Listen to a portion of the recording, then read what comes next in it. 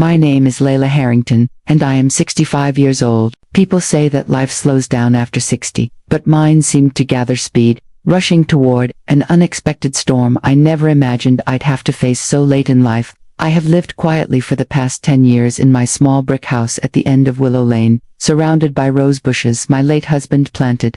Every morning I open my window, breathe in their scent, and tell myself that peace is something you create, not something you wait for. But peace can be fragile, easily shattered by truths you never wanted to see. I thought I had endured enough pain in my life, losing my husband, adjusting to loneliness, learning to live independently. But the greatest test of my heart came from the place I least expected, my own family. For as long as I can remember, my son, Daniel, has been the pride of my life. A kind boy with a gentle voice and a stubborn mind, much like his father. I raised him with everything I had, even when money was tight and my health failed me at times. I never complained. A mother's love doesn't keep score, it simply gives. After my husband passed away, Daniel became my anchor, visiting every week, checking my medicine, repairing things around the house. I believed we understood each other without speaking, that our bond was unbreakable. But I suppose every mother, no matter how wise, has blind spots, especially when it comes to her children. I didn't see how far Daniel had drifted from me, how tired he had grown of responsibilities, or how heavily my presence weighed on his new life. Everything began to change the day Daniel got married. His wife Marissa was polite, charming, and always smiling, but her eyes carried a sharpness that made me feel like I was being analyzed, weighed, and measured. I tried to welcome her with all the warmth I had, cooking her favorite meals, offering the jewelry Daniel's grandmother once gave me, even stepping back when I felt I was intruding. But there was always a wall of quiet, subtle wall that grew thicker each year. Daniel would still visit, but not as often. And when he came, he stayed glued to his phone, rarely looking up, as though my stories had become too long, too repetitive, too heavy for his new life. I told myself this was normal, that children grow up and parents must learn to let go, but a mother always knows when something is wrong. I just didn't know how wrong it truly was. The truth revealed itself on a rainy Tuesday morning, the kind of morning where the sky feels heavy and your heart feels heavier. I had woken early to make tea when I heard a car outside. Daniel stepped out, soaked and frustrated, holding a bunch of legal papers in his hand.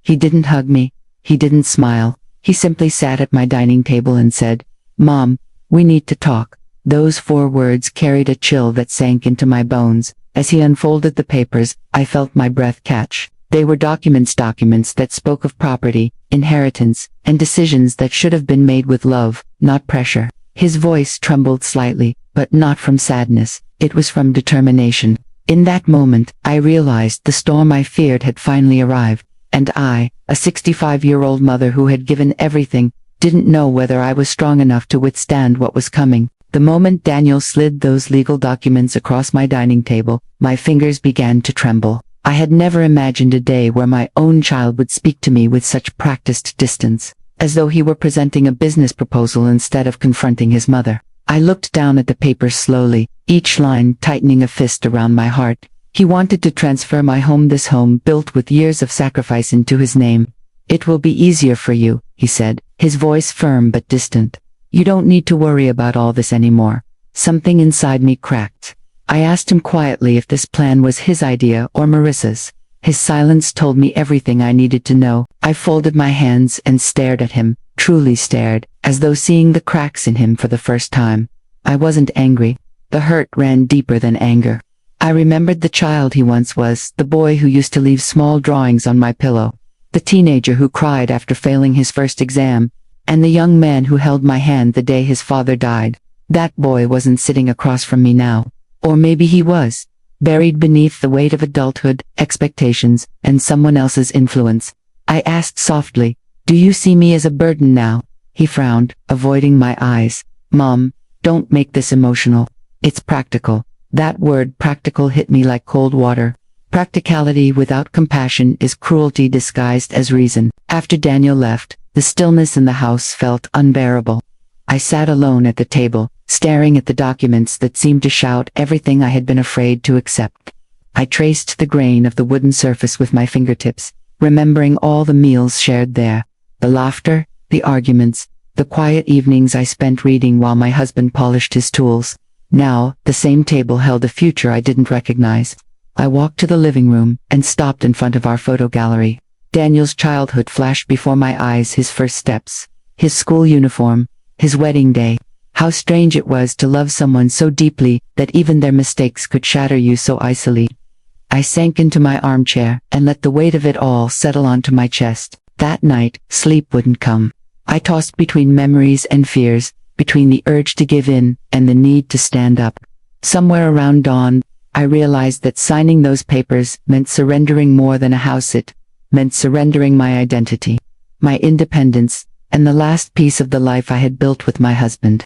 When the first light touched the curtains, I made my decision. I would not sign, not because I wanted to fight with my son, but because some things should never be taken without love, without respect, without understanding. The next morning, I called Daniel and asked him to come over again. My voice was steady, firm, and clearer than it had been in years.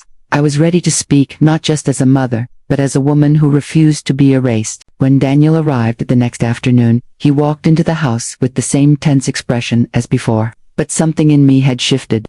I felt grounded, steady, no longer trembling at the idea of disappointing him. We sat once again at the dining table, this time with a quiet understanding that the conversation ahead would redefine our relationship. I placed the documents between us and spoke gently but firmly. Daniel, listen to me with your heart, not your frustration. His shoulders stiffened, but he didn't interrupt. This home is not just property. It holds the memories of my entire life. Your father built every corner of it with his hands. I will not give it up because someone else thinks I should. His lips parted slightly, as though he wanted to protest, but no words came. A heavy silence followed, one that felt almost cleansing. I reached across the table, touching his hand lightly. You are my son. I would give my life for you, but I cannot give away my dignity just to make things easier for others. Finally, he breathed out and whispered, Mom, I wasn't trying to hurt you. His voice cracked, revealing the boy inside him, the one I thought I had lost. I just thought maybe it would be best to plan ahead. I nodded, understanding more than he expected. Planning is important, I said softly, but planning without kindness becomes cruelty. That sentence hung between us like truth finally spoken aloud. His eyes glistened, and for the first time in months, he looked at me, not past me, not through me, but at me. He rubbed the back of his neck and sighed. Marissa worries. She thinks you might need more help soon. I closed my eyes briefly, letting the honesty wash over me. There is nothing wrong with worry, I replied. But decisions about my life should include my voice. I am still here. I am still capable. I am still me. His face softened with guilt. I'm sorry, Mom. Those 3 words loosened something inside me, something that had been clenched since the moment he pushed those papers toward me. I smiled gently. All I needed was for you to remember that I am not a burden, Daniel. I am your mother. Slowly, he folded the papers, his movements softer, more thoughtful this time. I'll take these back, he murmured. And I'll talk to her. When he stood up to leave, he paused at the doorway. I do love you, Mom, he said, his voice thick with emotion. I know, I whispered. But love must show itself, not just speak. After he left, the house grew quiet again, but it was no longer the silence of heartbreak. It was the silence of peace, slowly returning. I walked to the window and looked at the roses swaying gently in the breeze. They reminded me that even the most delicate things can survive harsh seasons and bloom again. As I walked through my home, touching the walls, the frames, the memories, I felt a sense of pride rising within me. I had stood up not just as a mother, but as a woman who still deserved respect. And that choice, that courage, felt like reclaiming a piece of myself I hadn't realized was fading. I knew life would continue to test me, as it always had. But now, I carried a renewed strength, a reminder that my voice mattered, my emotions mattered, and my worth did not diminish with age. I whispered a silent promise to myself. As long as I am alive, I will live with dignity, love, and courage. And in that quiet, I finally felt whole again. I hope my story reached someone who needed it today. Subscribe for more emotional journeys, and let me know your feelings in the comments.